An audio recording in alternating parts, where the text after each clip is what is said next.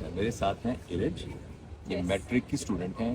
یہ آغا Khan university hospital ہے جہاں ایک کانفرنس میں مجھے گفتگو کرنی تھی, تو وہاں میری ارج سے ملاقات ہوئی. انہوں نے مجھ سے ایک سوال پوچھا, تو ان کے بارے میں جو میں آپ کو بتانا چاہتا ہوں وہ یہ ہے کہ کسی کی مدر ٹنگ انگریزی ہوتی ہے, کسی کی مدر ٹنگ اردو ہوتی ہے.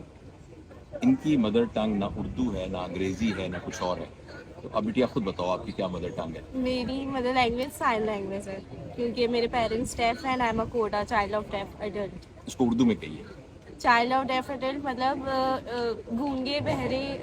ان کے والدین دونوں جو ہیں وہ بولنے اور سننے والی جو صلاحیت ہے ان میں نہیں ہے, تو پھر وہ سائن لینگویج سے بات کرتے ہیں نا.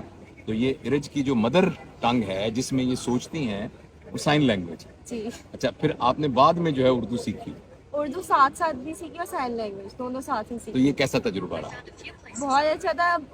جب چھوٹا بچہ ہوتا ہے اس کو تو اتنا معلوم نہیں ہوتا, اس کو جو سکھا وہ سیکھ لیتے ہیں. تو اسی طرح سائن لینگویج اور اردو دونوں میں نے ساتھ ہی سیکھی. تو اب سائن لینگویج میں سوچا بھی جا سکتا ہے؟ سائن لینگویج میں زیادہ جو کام ہوتا ہے وہ ایموشنس کا ہوتا ہے, ایکسپریشنس. اگر آپ کسی کو تھینک یو بول رہے ہیں وہ سائن لینگویج میں ایسے بولتے ہیں. تو اگر آپ تھینک یو ایسے بولیں گے تو ڈیف بندہ آپ کو سمجھ جائے گا کہ آپ کس طرح تھینک یو بول رہے ہیں. تو زیادہ کام ایکسپریشنس کا ہوتا ہے. تو اس کا مطلب یہ ہے کہ جیسے تھینک یو کہیں گے تو ایکچولی وہ تھینک یو نہیں ہے, جیسے آپ کہیں تھینک یو تو وہ ڈفرینٹ ہے. تو اچھا, مجھے ایسا کرنے سے میرا تو خیال ہے کہ آپ کی کمیونیکیشن اسکل بہت امپروو کی ہوگی ہم لوگوں سے زیادہ. تو اپنا تجربہ بتائیے نا. اوکے, تو بچپن میں پتہ نہیں کیوں لیکن جب میں چھوٹی تھی, جسٹ بیکاز آف سوسائٹی, میں اتنی زیادہ اپنے ڈیف فرینڈس سے پراؤڈ نہیں تھی, کیونکہ جب بھی مجھے باہر جانا ہوتا تھا I have to use sign language. تو سب لوگ مجھے دیکھتے تھے اور مجھے بہت آکورڈ فیل ہوتا تھا کہ یار مطلب مجھے سائن لینگویج کرنی ہے. میرے فادر پوچھتے تھے کیا کہہ رہے ہیں سب, یا کبھی ہم کہیں جاتے تھے تو میں کہتی تھی میں آپ کو گھر جا کے بتاتی ہوں نا. تو میرے فادر سمجھ جاتے تھے اور وہ بھی تھوڑا آکورڈ ہو جاتے تھے میری وجہ سے. لیکن بائی ایج کے ساتھ ساتھ مجھے آئیڈیا ہوا کہ دس از دا اسٹرینتھ جو سب کے پاس نہیں ہوتی. Now I am really proud of this actually.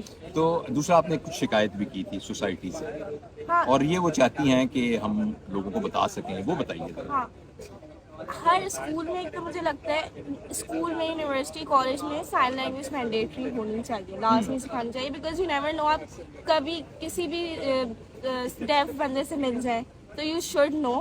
اور یہ پورے پاکستان میں ایکسیسیبل ہونی چاہیے آئی تھنک. یہ کہتی ہیں کہ ایون دو ان ہاسپٹلس, ہاں, وہ کہتے ہیں کبھی کبھی ان کو پرابلم ہوتا ہے, ان کے والد صاحب کو اسپتال جانا ہو تو وہاں ان کی زبان کو کوئی سمجھ نہیں سکتا.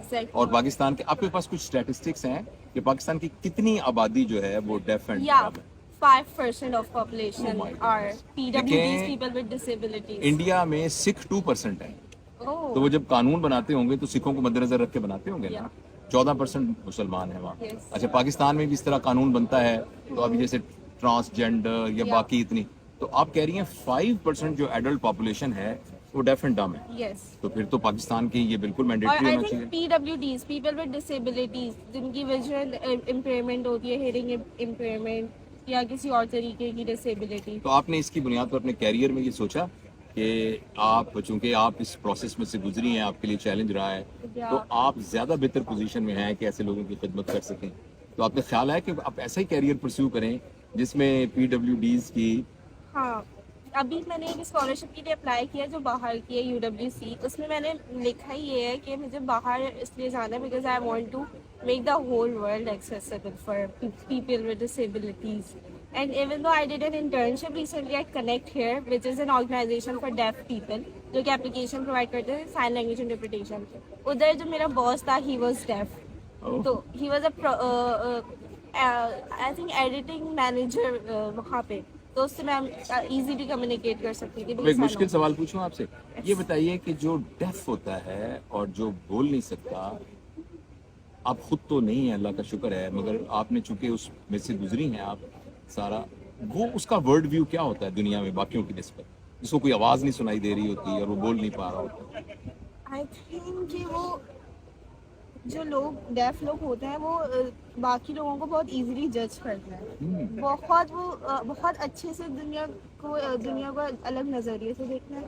And they are so talented. They are absolutely talented. بہت زیادہ talented.